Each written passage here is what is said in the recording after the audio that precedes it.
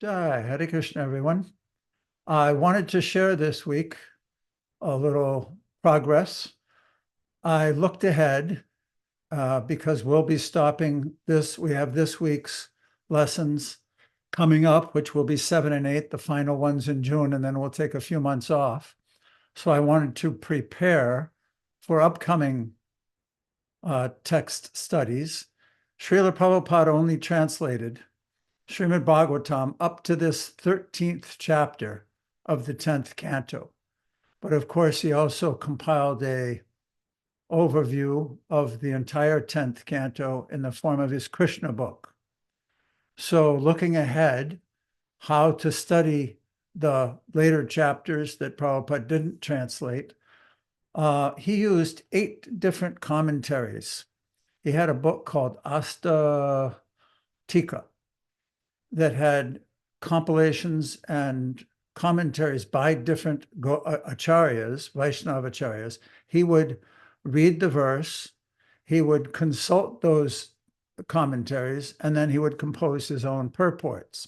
So what we've been doing for the last, what are we at, since 2008, 12 years, is we've just been basically copying and pasting Srila Prabhupada's texts and purports into the course materials and following those. But unfortunately, those purports don't continue verse by verse through the Krishna book. But our godbrother Bhanu Swami has translated the Tika, the commentary that Srila Prabhupada used most, which is Vishwanath Chakrabarti Thakur's Sarartha Darshini. We've been including some of those purports in this 10th canto to get everyone used to that kind of format. So what we're going to do, it's quite a bit more work for me putting this together, so we won't start until October.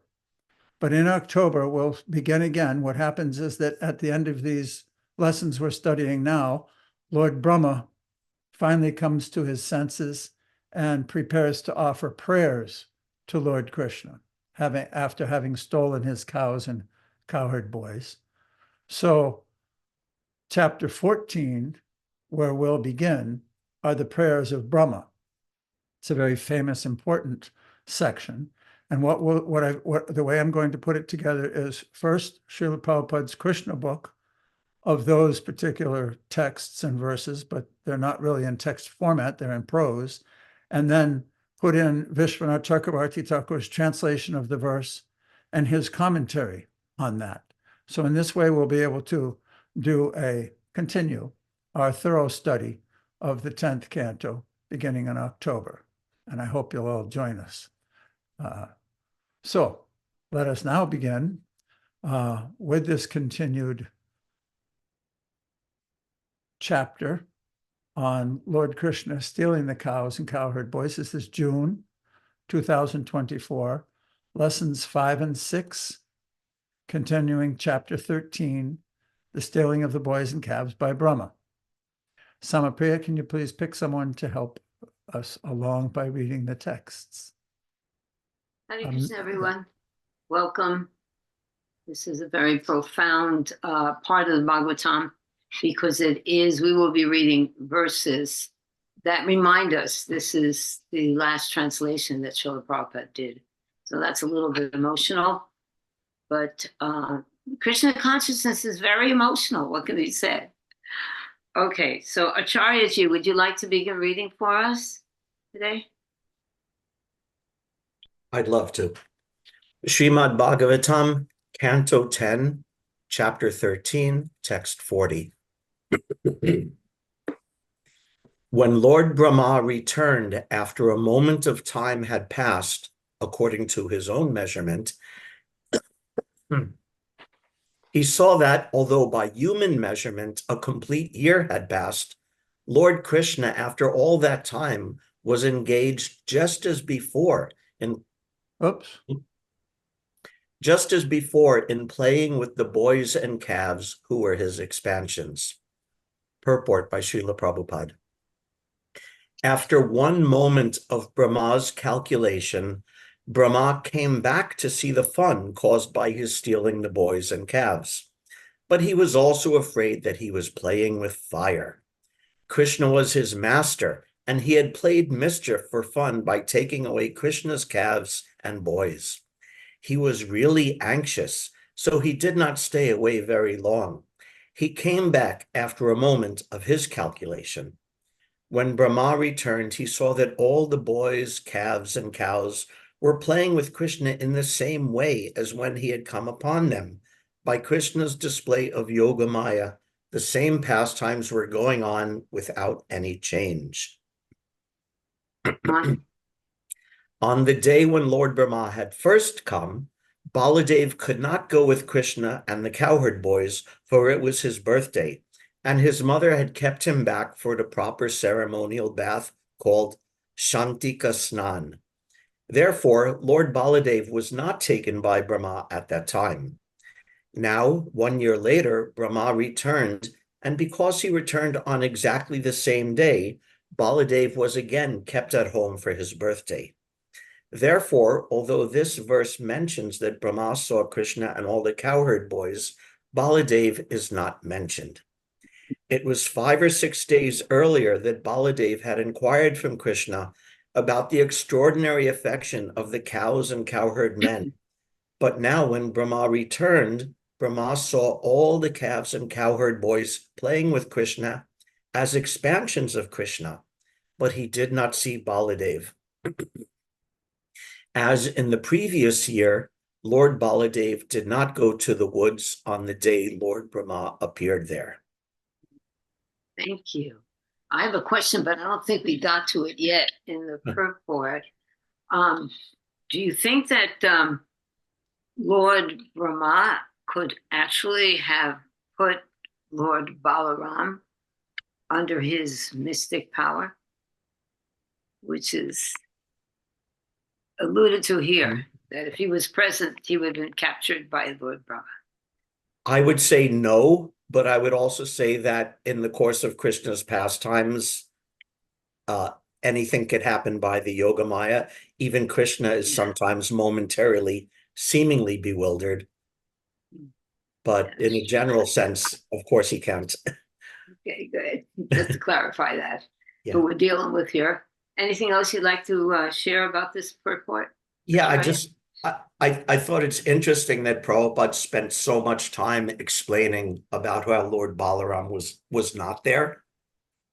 I'm not sure why he seemed to devote a lot of energy to that, but because he did, I take it that that's an important thing to remember, an important factor in how the pastime Right.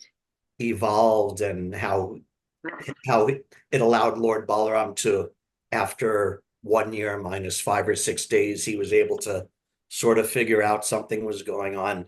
So I thought that was interesting.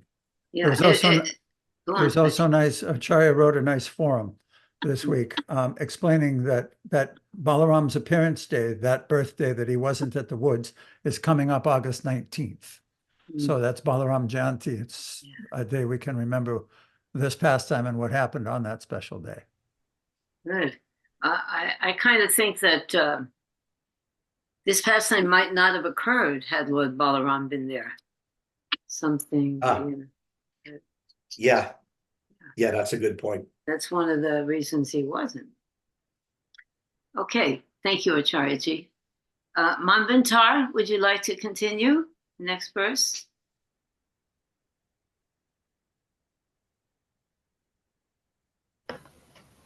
Text 41 through 43. Lord Brahma thought, whatever boys and calves, whatever boys and calves there were in Gokula, I have kept them sleeping on the bed of my mystic potency, and to this very day, they have not yet risen again. A similar number of boys and calves have been playing with Krishna for a whole year, yet they are different from the ones illusioned by my mystic potency. Who are they? Where did they come from? Thus Lord Brahma, thinking and thinking for a long time, tried to distinguish between those two sets of boys who were each separately existing. He tried to understand who was real and who was not real, but he couldn't understand at all. Purport. What is this? He thought. Maybe I took those calves and cowherd boys away, but now they have been taken from that cave. Is this what has happened? Has Krishna brought them back here? Then, however, Lord Brahma saw that the calves and boys he had taken were still in the same mystic Maya into which he had put them. Thus he concluded that the calves and cowherd boys now playing with Krishna were different from the ones in the cave. On. Although appearing like calves, cows, and cowherd boys, these were all Vishnu. Actually, they were Vishnu Tattva, not Jiva Tattva. Brahma was surprised. The original cowherd boys and cows, he thought, are still where I put them last year. So who is it that is now keeping company with Krishna exactly as before? Where have they come from? Brahma was surprised that his mystic power had been neglected. Brahma was puzzled. The original boys and calves are still sleeping as I have kept them, he thought. But another set is here playing with Krishna. How has this happened? Brahma could not grasp what was happening, which boys were real and which were not real. Brahma was unable to come to any definitive conclusion. He pondered the matter for a long while. How can there be two sets of calves and boys at the same time? Have the boys and calves have been created by Krishna, or has Krishna created the ones lying asleep? Or are both merely creations of Krishna? Brahma thought about the subject in many different ways. After I go to the cave and see the boys and calves are still there, does Krishna go take them away and put them here so that I come here and see them? And does Krishna take them from here and put them there? Brahma could not figure out how there could be two sets of calves and cowherd boys exactly alike. Although thinking and thinking, he could not understand at all. Okay, Manvatara. So Lord Brahma couldn't understand what was going on. Can you understand? It was already explained that it was two sets of boys and why they were. But it sounds like a, when the Sastrias fight, and like we read before how Lord Vishnu's carrier, Garuda, in the past time, gave up a wing when fighting with Indra because Indra's power shouldn't go unchecked or neglected. There was some kind of fight with Garuda and his protecting his mom or something like that. And Indra threw his thunderbolt at Garuda, and Garuda gave a wing so that Indra's powers should not be neglected. I was thinking about that when I was reading this, because seemingly Krishna kept Lord Brahma's potency in check. Like he didn't take it away. He felt neglected, but Krishna didn't neglect it at all. Krishna kept Lord Brahma's illusioned. You know what I mean? Like he didn't. Anyway, it's confusing. You did good. No, you did good. You did real good. Yeah. So good. Thank you. It's confusing. That's a good explanation of the inconceivable. Okay, thank you. Anyone else have something to add? Ian, did you? Oh, there's Cheta. You want to add something, Cheta? Haribol, these purports are going on and on and on about Lord Brahma trying to figure it out. He says he was thinking and thinking and he could not understand. So this is indicative of a lot of mental energy that we put into trying to figure out Krishna's will on how the world is progressing. That's a nice point. Haribol. It's inefficient use of energy, isn't it? We need to surrender and say, okay, this is Krishna's will. Unless I'm deputed to control something, I should just let it go and know that Krishna's doing a much better job of managing the universe than I am. That sounds like the peace formula right there. Very Haribol. good. Thank you. Anyone else? It was interesting when you asked Manvantar if she can figure it out. Fortunately, because we're in touch with those who do know what happened, we are finding out what happened and how it's real, even though the creator of the universe, the most intelligent being, of course, at the time, we're in hindsight, we're seeing what happened. He is not able to understand what's happening at his present moment, but we're still very fortunate to understand the intricacies of the details of how and what had happened. It sounds like such a esoteric concept that the Supreme Personality of Godhead is bewildering the creator of the universe. Mm. And we tiny living entities in Kali Yuga millions of years later are reading about it, appreciating it, entering into the Leela, and actually experiencing some pleasure understanding it. Amazing. That's because we have Srila Prabhupada. The only reason. Yes. We were discussing this morning how Srila Prabhupada actually spread Krishna consciousness all over the world. It's an inconceivable act. And only because of that, I'm just giving a thumbs up to Hare Krishna. For those who may not know, the reason we were speaking about that was today in Jagannath Puri is Snan Yatra. If you like, after our session, if you look up live Snan Yatra, then you can actually watch we were watching during Japa, the Snan Yatra in Jagannath Puri, and realizing how first Chaitanya Mahaprabhu performed his last 18 years in Jagannath Puri, and then how Srila Prabhupada expanded his teachings around the world. And not only that, but the Rath Yatras. So we were tasting that experience. Appreciating Srila Prabhupada's mercy. Very good. All right. Well, shall we go on? Nandaji, would you like to read?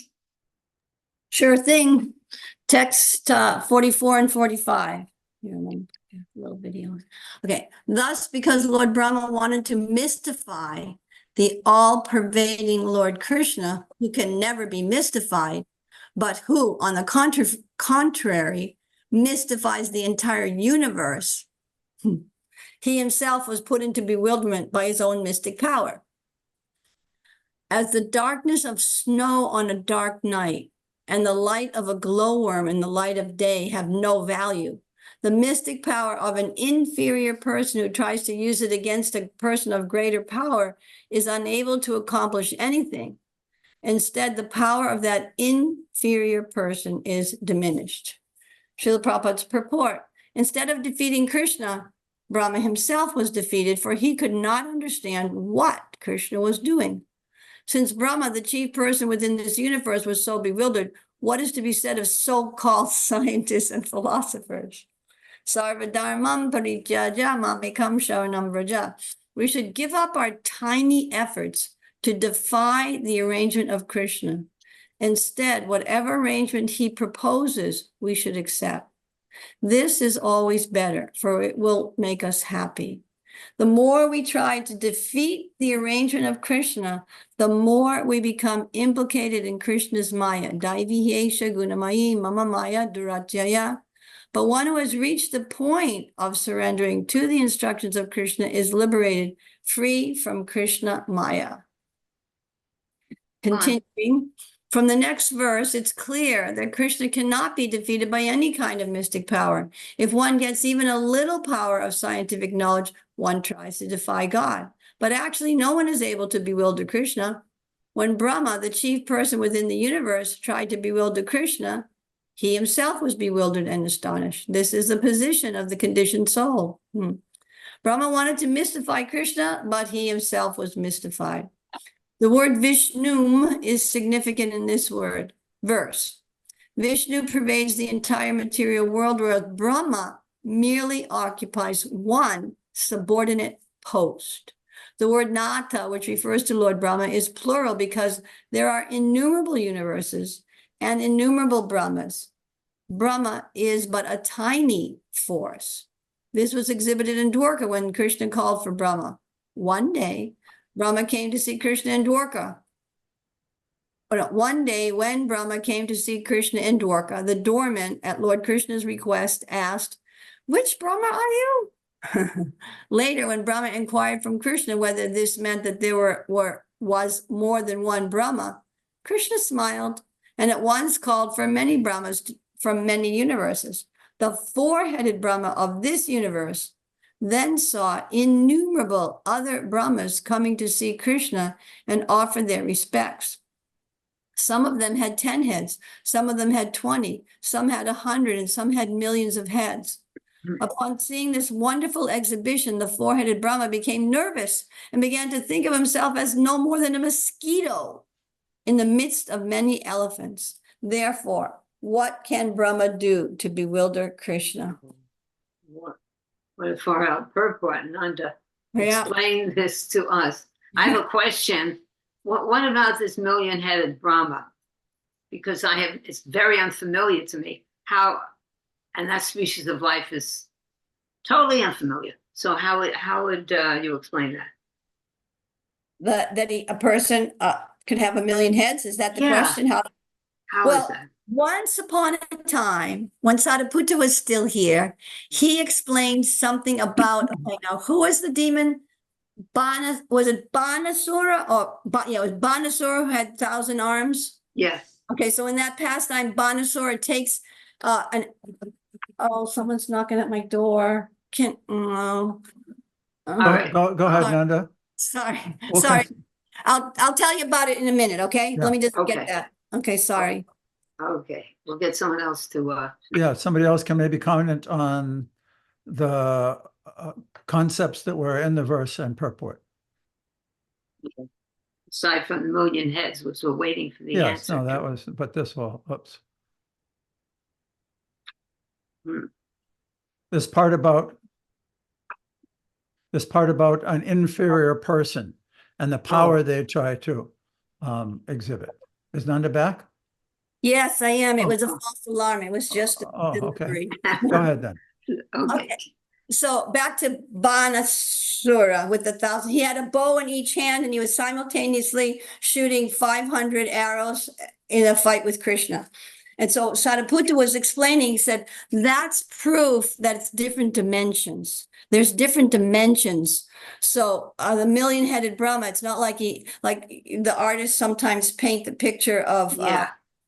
heads upon heads, like a Christmas tree, of heads, and gives us some idea, just like you said, it's such a foreign concept, but there's different dimensions. So those heads come in and out of the different, anyway, that's one thing. Oh, that actually sheds a lot of light on it. The different dimensions. Good. Yep. That was one Now- thing I really appreciated about Sariputta's explanation. He would always start with the conclusion and try to figure out how to get to the conclusion instead of trying to figure out how, from. Oh, yeah, that's a good method. In What- other words, what about- accept the conclusion rather than try to defeat it or say it's Yeah. not really Yeah. what it's saying. Yeah. Accept the conclusion and then try to figure out how that could have gotten there. Yeah. Nice. I like that. Yeah, he always did that. Because when something's inconceivable, often we try to think about how that really isn't saying what it is saying. Exactly. Yeah. Oh, good. I like that. Good. Yeah.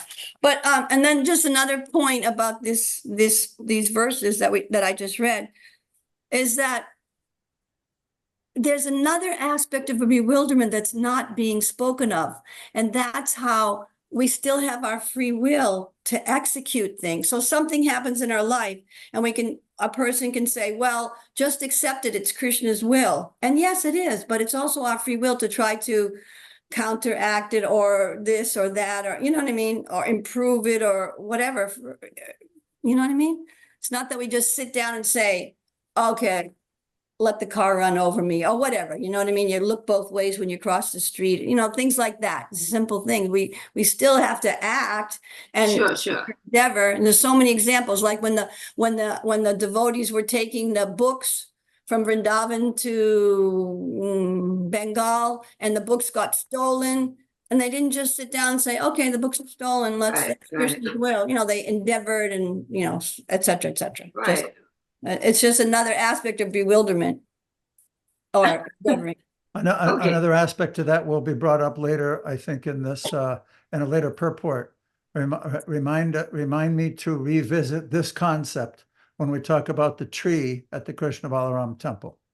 Okay, let's thank you, Nanda. I also have a question, but I want to hear from Ian. Ian, how are you today?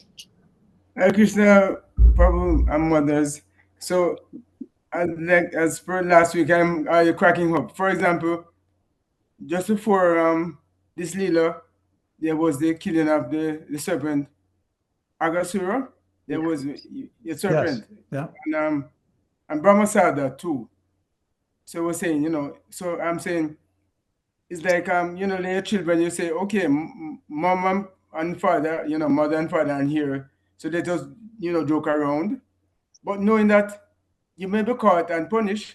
And I'm saying also with Indra in the Govardhan Leela, he knew that Krishna, this little coward boy is Krishna, and he knew, so what he say. So it seems that it's a lesson for us that when we have maybe a little power, we become puffed up. Hmm. Because Brahma knew that is Krishna. So why would he try to be with the Supreme Lord? So I think it's a lesson for us. That And you know for example, that, you have a little power, the big power is greater than you. But Brahma knows that he's Supreme Lord.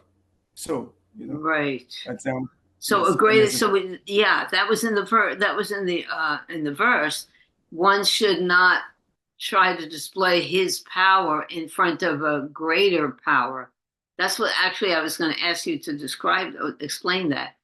Here he is, Brahma with some power, and Krishna with an enormous greater power, and that whole example of the glowworm and the snow in the dark, we see a lesser power trying to display his power to a greater power. That's a very significant concept in our pride, in our own pride, just like Cheta was saying before, Chetamai was saying before, that we should just surrender to Krishna's plan because he is the greater power. Do you see where I'm going with that? Yes. Ian? So as you were saying, he knew, it's not that he didn't know that it was Krishna. But the other was trying to say, how is it that you know that there's a greater power, the greatest power, but you're trying to mystify the greatest power? So, it means a lesson for us, that in the presence of, even generally speaking, you might be a great personality in your community, but let somebody from the state comes around, you're going to take a little humble approach and say, there's a president, or you're not going to be one who say bigging up yourself, because there's somebody that has, more influence than you. So it's a lesson for all of us. Right. As I say, in the presence of greater authority, a bigger fire, a greater light, the small light, Right. those It's seem to be lower. insignificant. Good. Yeah, education. That's a very important point, the thing about the power. Did you have something to say, Cheshmai? Oh, just Oh, reminded Nisman. by Nanda's comment that we don't just sit back and let Yeah. things happen to us. There's a beautiful Christian prayer. It says, God grant me the serenity to accept things I cannot change, the courage to move forward on the things that I can, and the wisdom to know the difference. Nice Excellent. reference. Yeah. Very wonderful. Thank Sure. you. Manvantara Manvantara? has-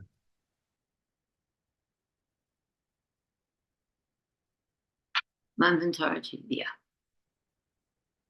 Sorry about that. Did Lord Brahma know though? I mean, seriously, did he really know? I mean, I question Right. that he knew that 5-year-old boy playing with his friends and the demigods praising him with Jai, Jai, Jai, and thank you was really Krishna. From what I've read in other places, it seems like, and I'm just going by what I've read and interpreted, that he only recognized Krishna through the Brahma through the Vishnu Murti, or the Right, right, Vishnu? yeah, that's The a good Vishnu question. form. Good question. Is this really? So Kabbalah? I'm not sure Lord Brahma knew that that was the supreme personality of Godhead. This is called the illusion of Brahma. What is that? What is this called in the Sanskrit? Brahma Oh yeah, Vibhovan right. Lila. The illusion of Brahma. Yeah. So this is What is it?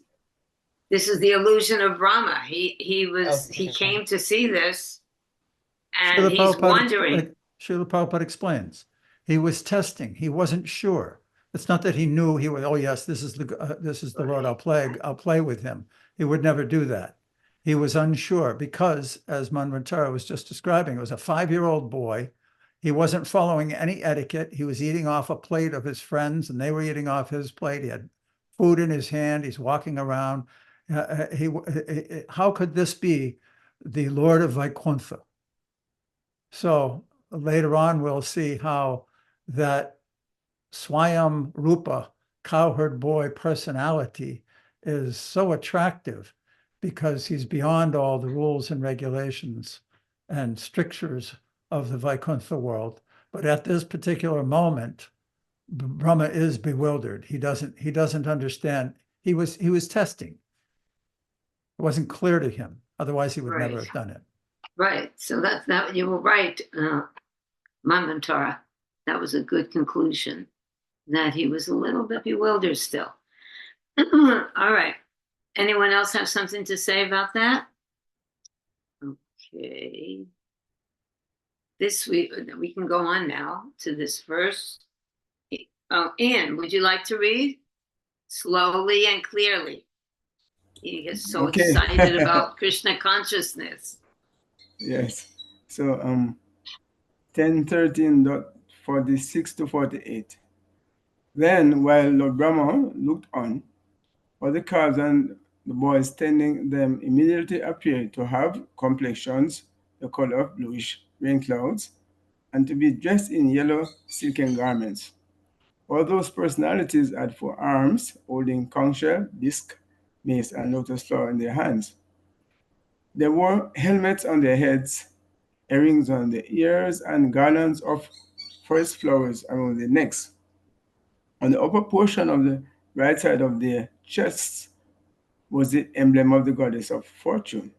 Furthermore, there were armlets on their arms, the Kaustubha gem around their necks, which were marked with 3 lines like a conch shell, and bracelets on their wrists, with bangles on the ankles, ornaments on their feet, and sacred belts around their waists. I can't see the bottom of it. Maybe if you can bring it about more for me. They all appeared very beautiful. Okay. Go on reading. Purport by Srila Prabhupada. All the Vishnu forms had 4 arms with conch shell and other articles, but these characteristics are also possessed by those who have attained Sarupa Mukti in Vaikuntha, and who consequently have forms exactly like the form of the Lord. However, these Vishnu forms appearing before Lord Brahma also possess the mark of Jivatsa and the Kaustubha gem, which are special characteristics possessed only by the Supreme Lord himself. This proves that all these boys and calves were in fact direct expansion of Vishnu, the person of Godhead, not merely his associates of Vaikuntha. Vishnu himself is included with Krishna. All the opulences of Vishnu are already present in Krishna, and consequently, for Krishna to demonstrate so many Vishnu forms was actually not very astonishing. The Srivatsa mark is described by the Vaishnava Toshani as being a curl of fine yellow hair on the upper portion of the right side of Lord Vishnu's chest. This mark is not for ordinary devotees. It is a special mark of Vishnu or Krishna. Hare Krishna. Okay. Hare Krishna. Wait, you're still going to have to say something about this verse. 2 things. First of all, Prabhupada says, can you put it back to the purport, Patsy? And Prabhupada says that Vishnu is included in Krishna. Why is he saying that? Vishnu is included. Yeah, so remember Krishna is the origin of all the various expansions. And we see, for example, Lord Vishnu as the forearm form of Krishna with those symbols. So Krishna is the origin of all those. So Vishnu is the forearm form of Krishna. So it will be included. Vishnu will be included in Krishna. To show that he's the supreme power. Everything Yes, is yes. emanating from Krishna. It's not that Krishna comes from someone else. Krishna is the source of everything. And the other thing is that Prabhupada seems to really push this thing home. It's really important for us to understand the difference between all of us and Krishna. That's stated in the last part of the purport. If you want to bring it back for a moment. Yes. For example, it is said that in the Vaikuntha planets, the inhabitants are four-armed. Yes. They're But the forearmed, but they, distinguishing features Yeah. is that the Kaustubha gem and the Shivatsa and the Kaustubha gem. No, that's the original Krishna. Anybody that is any personality that seems that it has to be Krishna. That's Krishna is specific to Lord Krishna, Lord Vishnu rather, because Right. the coordinate from Lord Krishna. Great. So Shivatsa and the Kaustubha gem. So that's Right. very And- distinguishing. very Yes. good. It's Only very Krishna. So, important. yes. Go on. So we're seeing that it is there that it would not be his associates, but his expansion, Right. Good. which is very significant. I saw it. Yes. So you couldn't mistake and say, well, it's whether it's Krishna or his associate. That's The Krishna. Shivatsa and the Kaustubha gem, Good. definitely the Vishnu. Right. And And it seems like good. In all spheres, this is being explained to us. In our own everyday lives, the difference between the Jiva and Krishna. And here, even Vaikuntha, there's a difference between the Vaikuntha Vasis and Krishna himself. Thank you, Ian. Acharyaji? Yeah, Hare Krishna, thank you. You touched on it, Mother, about Krishna being the source of the avatars and the source of Vishnu. So I actually thought that was really really great how Krishna manifested the Vishnu forms for so many reasons. There's so many reasons behind him doing it to reinforce that. Just like a few weeks ago, we talked about Paribhas Sutra. So the Paribhas Sutra in the Bhagavatam is that Krishna is the source of all the incarnations. Krishna, so he's showing that, but he's also has to convince Brahma that he's the Supreme Lord. And because Brahma was a little bit bewildered, perhaps, by seeing Krishna as a little boy, he manifested this form where there's no question that this is God. Right.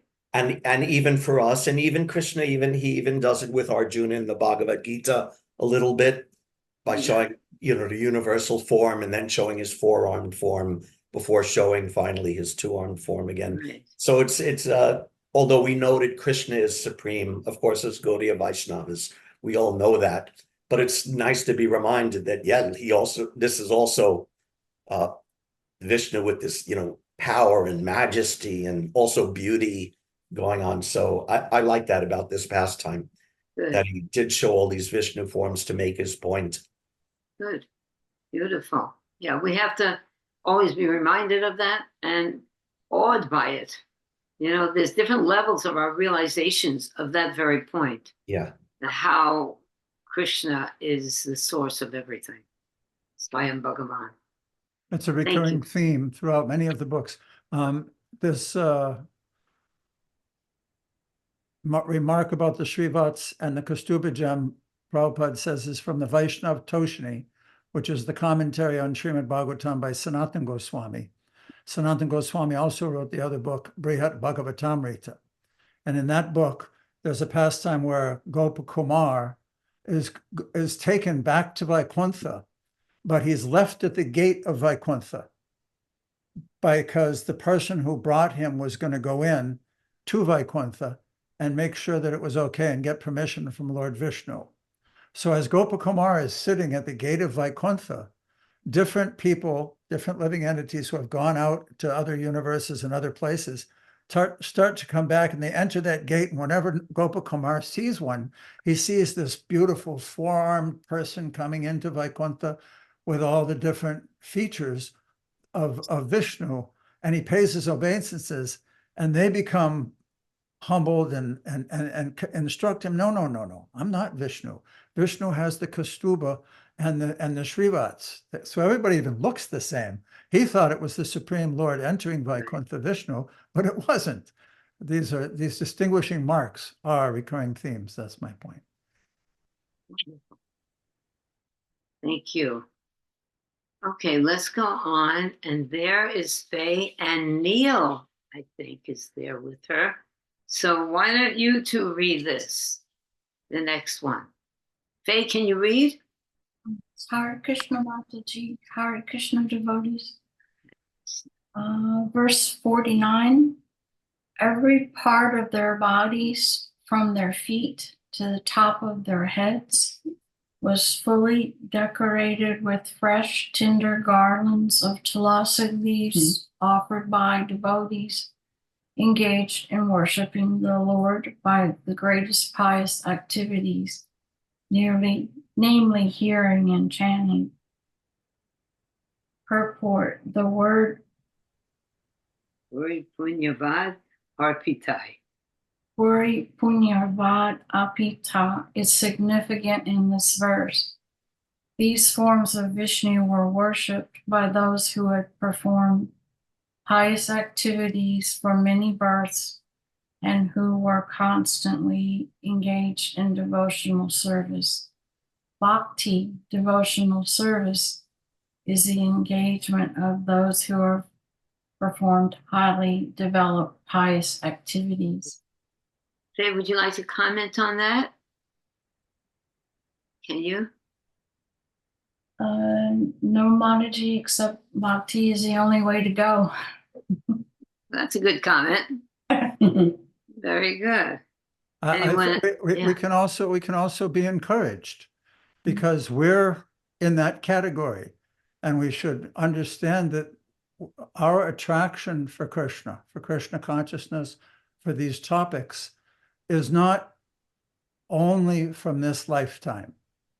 The point is that these people who are attracted to Krishna and ultimately associating with him have performed pious activities. It means that they've not been sinful. They're not sinful. Sinful people are not attracted.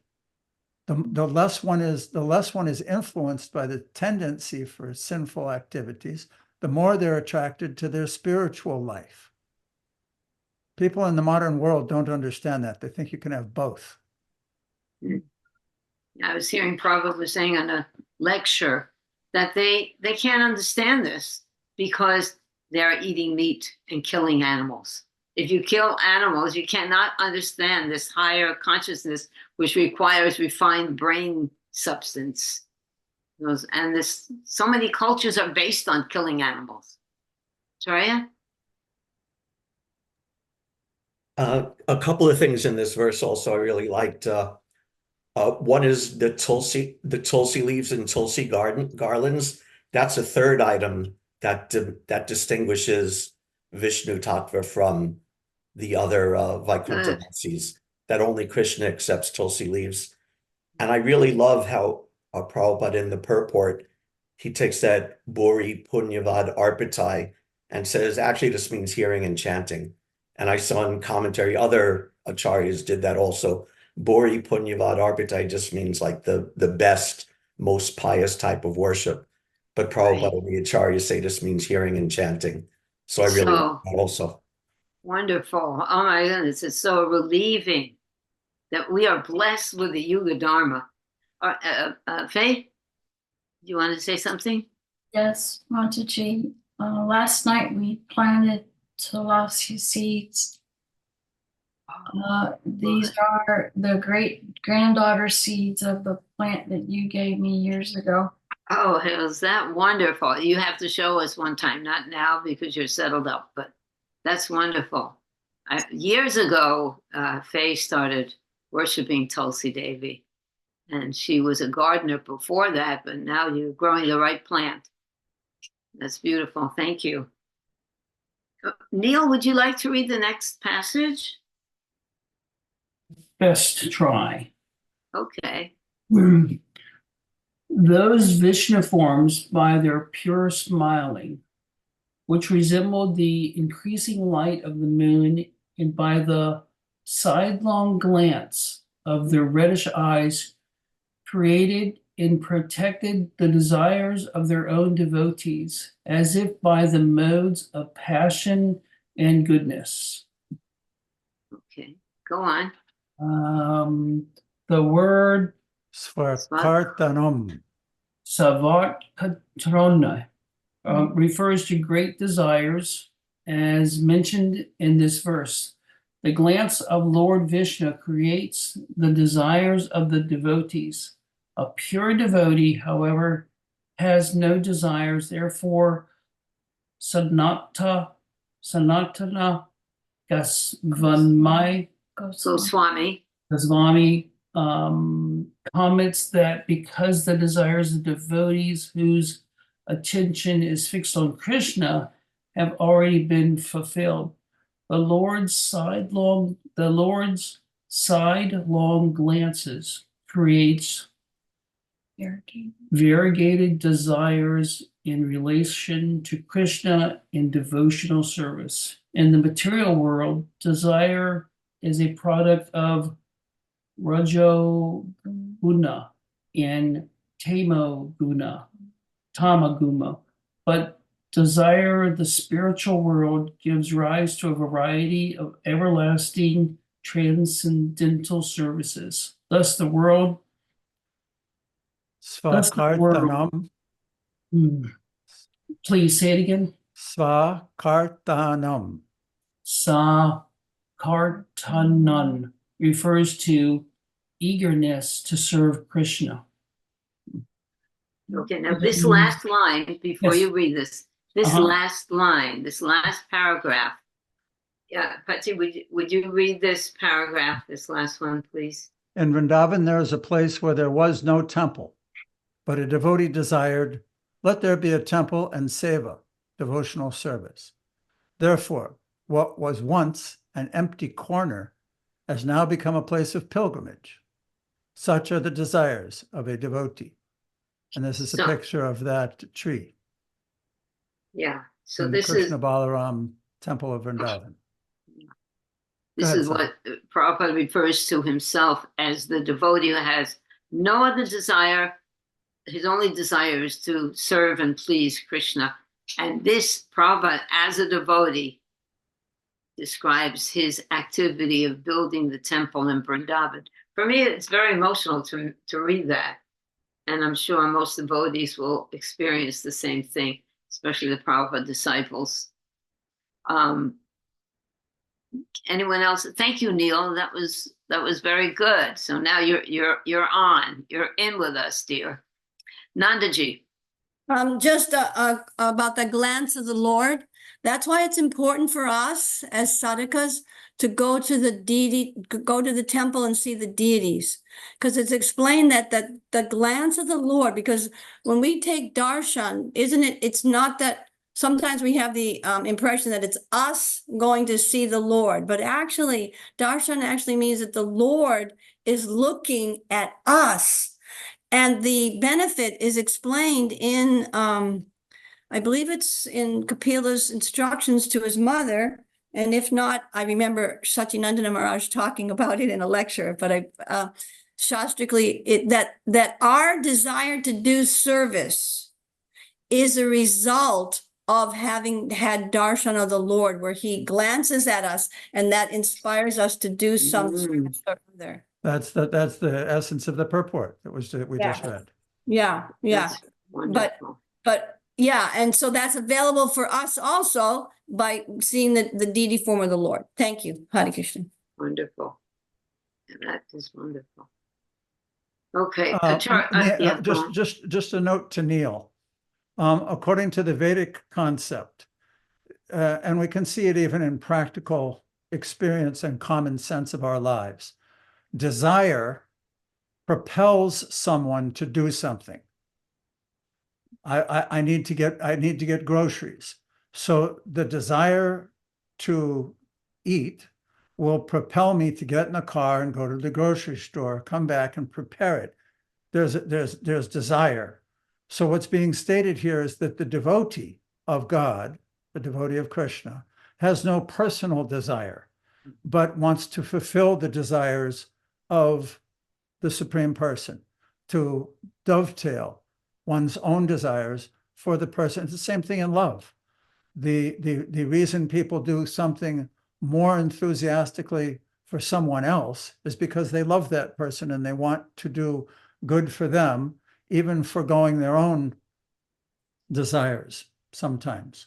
So the point being made in the purport you read was that the devotees are encouraged by Krishna, as Nanda was explaining, to render service to him, purifying that desire, because it is the natural desire of the soul to be a servant of the Supreme Lord. Is that okay, Neil? Yes. Understand. Good. Okay, thank you. Let's go on. Cheta, would you like to read? Cheta Mai? Good morning, dear devotees. Okay, Srimad Bhagavatam 10, 1351.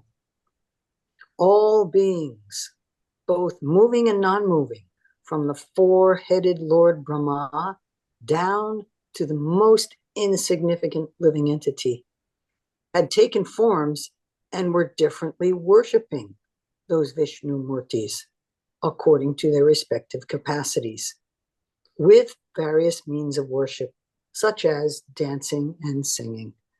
Srila Prabhupada's purport. There are two kinds of living entities, the moving and the non-moving.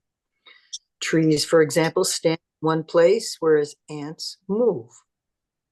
Brahma saw that all of them, down to the smallest creatures, had assumed different forms and were accordingly engaged in the service of Lord Vishnu.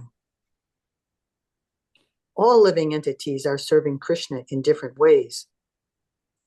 But when they are Krishna conscious, their service is fully manifest. As a flower in the bud gradually fructifies and yields its desired aroma and beauty, so when a living entity comes to the platform of Krishna consciousness, the beauty of his real form comes into full blossom. That is the ultimate beauty and the ultimate fulfillment of desire. Haribol. Okay, so you got the best. This is a great verse about individuality. So why don't you talk to something about that? The individuality of the soul and what everyone has to offer, even if it's different than someone else has to offer.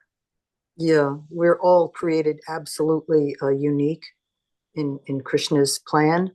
And it's good for us to delve deep and find out exactly what that Svarup, that original Svarup really is.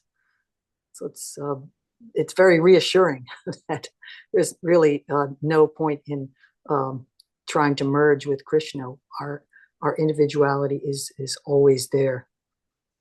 I guess Bhagavad Gita 2:12 explains that we've always been individuals, so we can rest assured. But this purport really tells us, look, if you really want to blossom, you want to be the best possible you can be, then Krishna consciousness is the only choice. So I did have a question, which is, was saying that all the different varieties of entities worship Vishnu forms, but we want to move beyond that and worship Krishna himself. So, wait a minute, put it back, Pachi. Put it back to the text. Where does it say that? Okay. All the living entities. Down to living entities. They're worshiping right there. They're worshiping the Vishnu Murtis. Okay. To their respective capacities. So everyone is doing their best via the Vishnu Murtis. But is this verse saying that you want to get over the Vishnu Murti and actually worship Krishna in with the flute? Okay, my opinion might be different than someone else's, but I'm going to first say that you don't neglect, even though you don't neglect the demigods, it's one of the offenses against the holy name, what to speak about the form of the Lord through which he is accepting worship. You know, even Nanda Maharaj had a Varaha deity in his home. You know, and you go to, or a Vishnu Murti in his home. You know, you go to Nandagram now and you'll see those deities. We don't neglect Vishnu because we're devotees of Krishna. When we go to the temple and see Vishnu, we're respectful. And whatever relationship you are absorbed in your heart with Krishna, that will manifest. But we don't neglect the form of the Lord that's appearing in front of us, saying, no, sorry, I'm going over there. No, Krishna, if the Vishnu presents himself, you better be bowing down and serving. And so all the people in the universe, they're seeing Vishnu manifest, so they're naturally inclined to worship. This is the Supreme Personality of Godhead. Prabhupada often says there's no difference. Of course, when we're talking Ras, it's a little bit different sometimes. But we don't neglect the presence of Vishnu. Okay, we have some other people responding to this. Let's start with Malini. Hare Krishna, Malini. Hare Krishna. My apology for arriving late to our Sangha. I'm really glad to be here. I was thinking of two verses earlier. It said that only like the devotees of Krishna or the devotee of Vishnu were worshipping. Two verses earlier, it said like they were all worshipping and it was devotee. And here, like two verses later, it said all the living entities were worshipping. And then I believe one of the purport, I don't remember which one, but where Srila Prabhupada kind of describes the Mahabhagavad's vision that everyone is serving all the time. And that like there is no way to avoid serving Krishna. We can serve in a favorable way, or we can serve like animals serve Krishna without consciousness. So that's where I'm not sure how to put all that together. I think Lord Brahma is being given that vision that you just spoke of, the Mahabhagavad. He's actually being benedicted to see it. He's witnessing, regardless of their modes of nature and the body they're in. Now the Vishnu Murtis have manifested in all of it. Of course, he's in Vrindavan, so it could be that that's his vision also, but it sounds like his vision, because he's Lord Brahma, the creator of the whole universe. He's seeing everyone engaged in that seva. What is it? Bhavanam Janmanamante Gyanavamam Prapadinte Vasudeva Sarvamiti Samahatma Sudolabha. Acharya? Thank you. Oh, okay. Thank you. It's then he explained the two verses before when he was saying like only the devotees, those were like really devoted to Vishnu, were serving. And then now it's not like the devotees are serving, but also Lord Brahma says that everyone is serving because he has that Different vision. Same concept. Yeah, everyone is ultimately serving Krishna through either serving his material energy or spiritual energy, Mahamaya or Yogamaya. So that's also there. Acharya? Yeah, the talk of everyone serving Krishna according to their ability, and Prabhupada's mentioning of the ants, the trees are not moving and the ants are moving, reminded me of a little segment, beautiful segment from a lecture. And I looked up that lecture. If you don't mind, I wanted to share this tiny little excerpt from a talk in Honolulu. Prabhupada said, "There is no difference, just like in the material world, if one is working as manager and the other is working as menial servant, there is difference of pay or difference of service. No, in the spiritual world, there is no such thing. In the spiritual world, even a small ant who is serving Krishna by chance. Suppose if there is an ant and the flower is thrown into the lotus feet of Krishna, and the ant kisses the lotus feet of Krishna. He is as good as the pujari. This is the spiritual world." That was great. Thank you. Thank you also the other day for putting up that little lecture or conversation with Prabhupada about the Vaibhava. That was a good one. Okay. Malini, would you like to read next? I'm pronouncing it right? How do you just pronounce it? Malini. It's a long A and short I. So Malini. Malini. The And one with also- a long I means tool. Okay. Thank you. Srimad Bhagavatam, Canto 10, Chapter 13, verse 52 to 53. All the Vishnu Murtis were surrounded by the opulences, aided by Anima Siddhi, by the mystic potencies, aided by Aja, and by the 24 elements for the creation of the material world, aided by the Maha Tattva. Then Lord Brahma saw that Kala, the time factor, Swabhava, one owns nature by association, Samskar, reformation, Karma, desire, Karma, fruitive activity, and the Gunas, the three modes of material nature, their own independence being completely subordinate to the potency of the Lord, had all taken forms and were also worshipping those Vishnu Murtis. Purport by His Divine Grace A.C. Bhaktivedanta Swami Prabhupada. No one but Vishnu has any independence. If we develop consciousness of this fact, then we are in actual Krishna consciousness. We should always remember that Krishna is the only supreme master and that everyone else is his servant. Ekale Ishwara Krishna, Ara Sabhabhritya. Be one even Narayan or Lord Shiva. Everyone is subordinate to Krishna. Even Baladev is subordinate to Krishna. That is a fact. Go on. Kala, or the time factor, has many assistants such as Swabhava, Samskar, Karma, and Guna. Swabhava, or one's own nature, is formed according to the association of the material qualities. One's higher or lower nature is formed by association with the different qualities, namely Sattvagun, Rajagun, and Tamagun.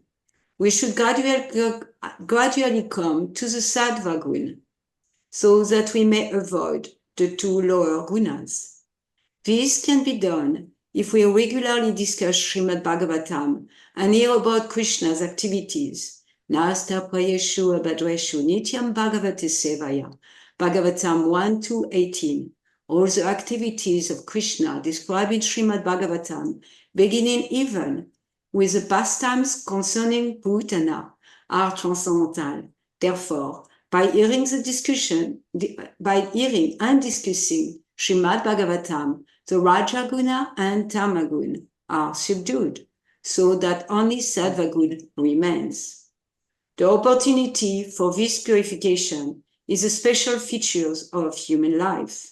In other lives, this is not possible. Such a purification can be achieved very easily by Radha Krishna Bhajan, devotional service rendered to Radha and Krishna. And therefore, Narottam Das Thakur sings, Hari Hari Vipale Chanama Goainu, indicating that unless one worships Radha Krishna, one human form of life is wasted. By engagement in the service of Vasudeva, one very quickly renounces material life. The member of the Krishna consciousness movement, for example, being engaged in Vasudeva Bhakti, very quickly comes to the stage of being nice Vaishnav, so much so that people are surprised that Mlecha and Yavanas are able to come to this stage. This is possible by Vasudeva Bhakti. But if we do not come to that stage of Sattva-kun in this human life, then, as Narottam Das Thakur sings, there is no profit in gaining this human form of life. Oh, isn't that something? So Prabhupada's encouraging and warning. What can you say about that? No, that's, like the last point Srila Prabhupada is making is how rare the human life is. You know, like we can all look everywhere, like I'm here, I'm alone in this big house, and there is thousands of ants, and I don't know how many germs, and it's like millions of living entities all around me, and there is only one human being in that big house and big in the land. So it's very, very rare, and we don't want to spoil it. And it's interesting, sometimes Srila Prabhupada really almost equate like sattva gun with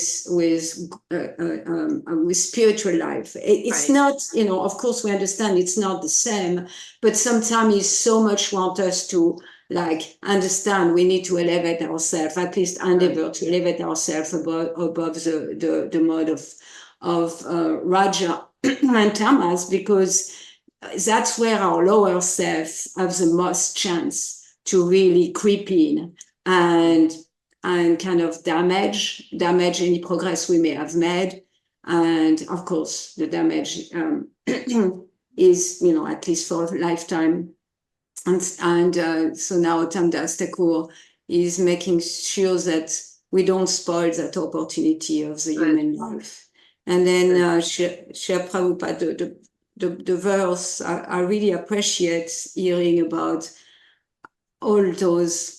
Krishna is Krishna, and Krishna is with all his energy, and his energy means different things that we don't think about as being Krishna, like the Kala, like even our Swabhava, even that is like an expansion of Kala. It's just like so mind-boggling to think how. Well, Baba is an expansion of Kala. I think that's what The it was. time factor. It was stating the different, everything was worshiping Krishna, part of Krishna. Mhm. Yeah, that's the explanation. Time factor, Yeah. nature of living entities, Yeah, karma. that's, Very good. yeah, and Very, very wonderful. yeah, Purport. it's very inspiring and Yes. scary because the mode of material nature are luring us all the time. That's why that concept, the principle, it's one of the pillars holding up the foundation of, or is the foundation of Krishna consciousness. What we associate with is influential. We may think that we can associate with so many things and not be affected, but actually we are affected, and we need to pay attention to that and seek out the association of Vaishnavas and transcendental literature and transcendental sound vibration. At least Yeah. come to the human form. That's what we have to Yes. come to the human form of life. Well, that Yeah. other living entities can't do it. Yeah, well, we also have a choice now: be human or don't be human, because there's very many references to how this human form can be wasted by not really being human. If we get this gift, we have to act like human beings and pursue the goal of life. Thank you. Ian, really did you? Oh, What was that? I say I really appreciate how Srila Prabhupada like make a point of bringing us, okay, like what we are doing right now, studying the Srimad Bhagavatam. That's what we need to do to at least come to the mode of goodness and become a human, because Atato Brahma Vigyasa, we start human life by asking questions. Right. So Good. before that was just animals. Yeah. Oh boy. Thank you for that reminder. Ian, did you want to say something? Yes, quickly. So, I was just thinking too that the human form of life is rare. I said that of the 8,400,000 species, there are only 400,000 species human. But when one comes to human form, it's a very rare form. It is the form that can either go up or down. While in the evolutionary process, each species goes up, progressively. But human form can either progress or degrade.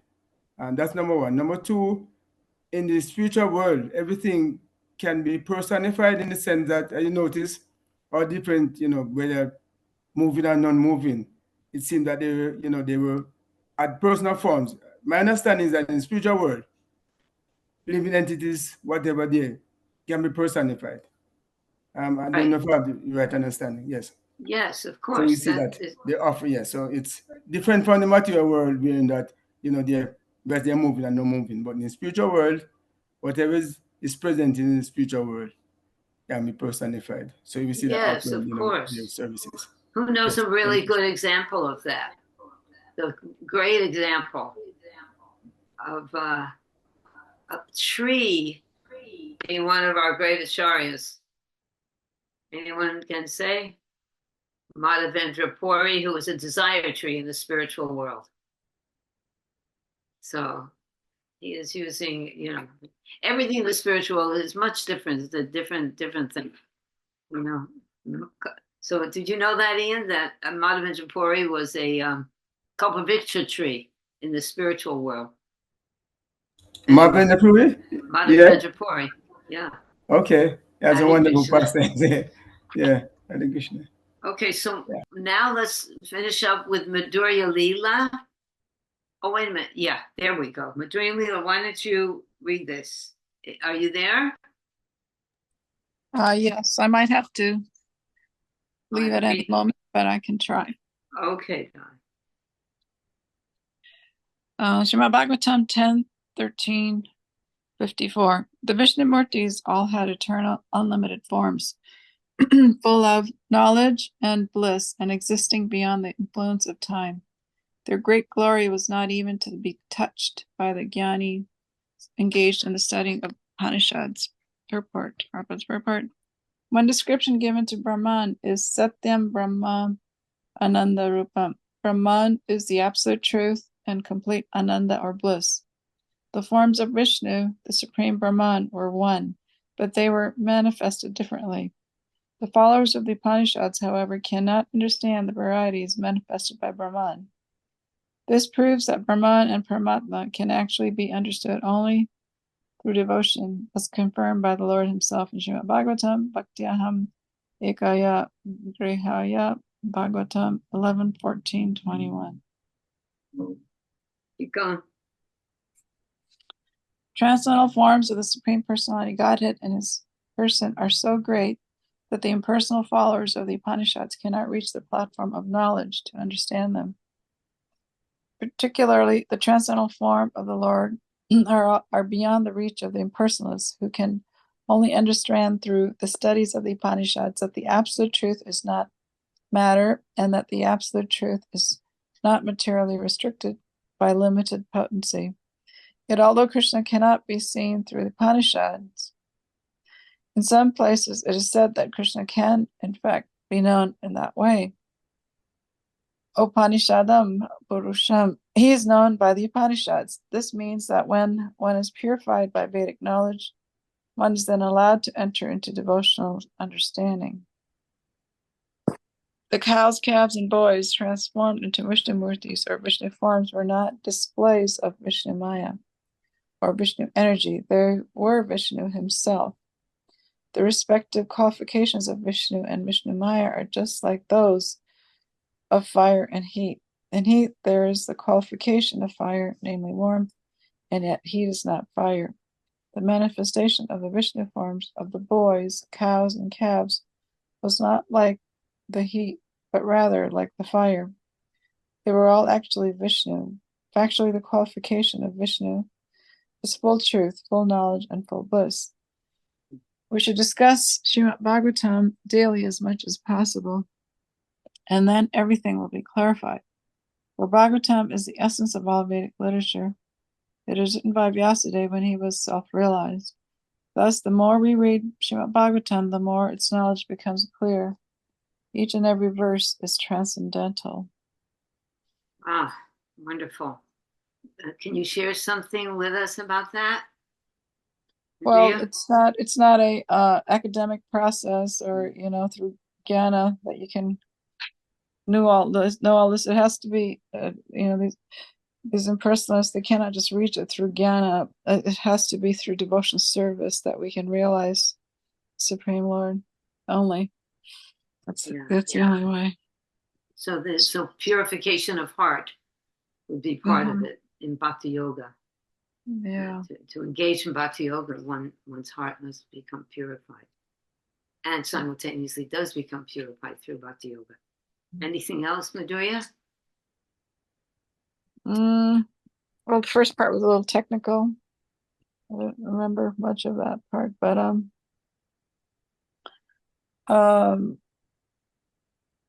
they were let's see. The it's again same thing, like the followers of the Upanishads cannot understand the varieties of Brahman. Why not, Madhurya Leela? What is the wisdom in the Upanishads that restricts them from understanding the varieties of Brahman? Well, because it says it's only through devotion, and it's in the Upanishad. It's I guess it's more like an impersonal description. Exactly. Yeah. Just like Sri Upanishad. Om Purnamada Purnamidam Purnat Purnam Udachate Purnasya Purnamadiya Purnameva Vishishyate. It says the personality of Godhead the way that Srila Prabhupada has translated it, but but that's because we're understanding it from the personal point of view. But other ways to translate that verse are that Brahman is unlimited. If you take away part of it, it still remains whole. Everything that emanates from it is Brahman. They don't focus. The Upanishads are the very first study of Vedic literature. It's almost like math. It's like if you're dealing only with addition and subtraction, then higher realms of mathematics are unknown to you because you haven't studied multiplication, division, fractionalization, geometry, algebra. How can one know physics simply by addition and subtraction? It won't happen. So in the purport, Srila Prabhupada is pointing out at the end of it, he's stating all about the Upanishads and the whole beginning about it, about studying the Upanishads only brings one to the Brahman platform. Then what does he say? He says, therefore, we should discuss Srimad Bhagavatam as much as possible, and everything will be clarified. For the Bhagavatam is the essence of all Vedic literature. Amazing. So, Madhurya Leela, expand on that. I'm a little distracted because I'm waiting for people to arrive any second. But I see. Okay. It's only through the Bhagavatam because that explains it. The Upanishads are, like you're saying, it's very impersonally stated, and then the Bhagavatam helps expand and give the devotion. Just like with Vyasadeva, he was not satisfied with what he had done, and it was through the Bhagavatam that he was able to describe the glories of the Supreme Lord. Right. That's why we need it, and that we can realize the Supreme. Right. Devotion. There are two things, Krishna Katha. There are two Krishna Kathas, right? One Krishna Katha is Bhagavad Gita, where Krishna speaks, this is the instructions. And the other Krishna Katha is the activities of Krishna. So hearing about the activities and pastimes of Krishna is the Bhagavatam. And that's what satisfies the soul, both Krishna Katha. And the example, as Madhurya Leela was just pointing out, was that Vyasadeva had written so much information, but still there was something gnawing at his heart. He was still feeling unfulfilled. And that's why these pastimes of Krishna are so important and pleasing. Jai, we're very fortunate. Okay, we have one more verse. Cheta, would you like to finish up for us? With your blessing. Srimad Bhagavatam 10:13-55. Thus, Lord Brahma saw the Supreme Brahman, by whose energy this entire universe, with its moving and non-moving living beings, is manifested. He also saw at the same time all the calves and the boys as the Lord's expansions. Purport. By this incident, Lord Brahma was able to see how Krishna maintains the entire universe in different ways. It is because Krishna manifests everything that everything is visible. Hare Krishna. Can you explain that? We require Krishna in order for any kind of intelligent perception to happen. Good. Perfect. Well, too much time spent trying to figure it out on my own. Hare Krishna. Too much illusion. Go ahead. I love this painting. For those who might not have noticed, this is Lord Brahma. This is four-headed person. And he's witnessing all the cows and cowherd boys transforming into these Vishnu beings. It's a nice perception. Whoever painted that had it actually captured this this Leela very nicely, because he's just his mouth is open. He's just like, what? Wonderful. Okay, well, that is very wonderful description of the bewilderment of Lord Brahma and trying to understand the inconceivable. Anyone else have something to share about their realizations in this past time? I think we only have one more lesson, right? Yes, next week. Well, 2 more lessons, 1 more Zoom meeting. Okay. Next week we'll be. So we hope to see you next Saturday. Hare Krishna. Okay, then. Panchakalpatubhyastha,